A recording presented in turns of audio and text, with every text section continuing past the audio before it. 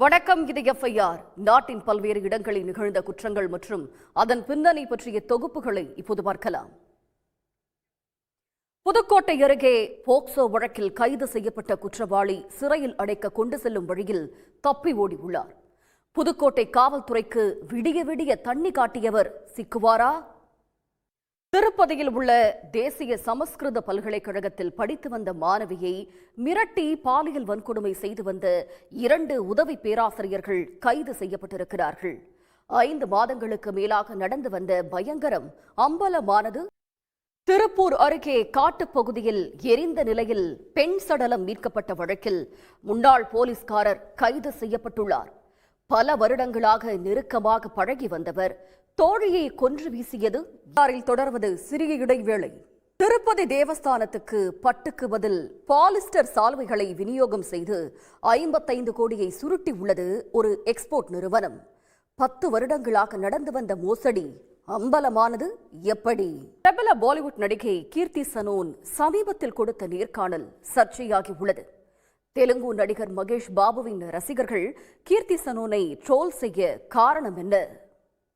பிரபல டிராமா நடிகையிடம் 10 லட்சம் ரூபாயை பிக் பாக்கெட் அடித்த திருடர்களை போலீசார் கைது செய்தனர். கிரெடிட் கார்டை பிக் பாக்கெட் அடித்து 10 நிமிடத்தில் மொத்த பணத்தையும் திருடிய பலே திருடர்கள் சிக்கியது எப்படி?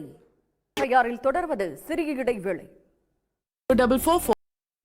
சேலத்தில் டியூஷன் டீச்சர் அடித்துக் கொல்லப்பட்டுள்ளார். மயங்கி விழுந்து இறந்துவிட்டதாக நாடகமாடிய காதலன் சிக்கியது எப்படி? உத்தரப்பிரதேசத்தில் லிவின் பார்ட்னரை மகளோடு சேர்ந்து கொன்ற தாய் கைது செய்யப்பட்டுள்ளார். 2 வருட லிவின் வாழ்க்கை கொலையில் முடிந்தது ஏன்? இயக்குனர் மீது கேரள சர்வதேச திரைப்பட விழா கமிட்டியின் பெண் உறுப்பினர் பாலியல் புகார் அளித்திருக்கும் சம்பவம் பரபரப்பு ஏற்படுத்தியுள்ளது.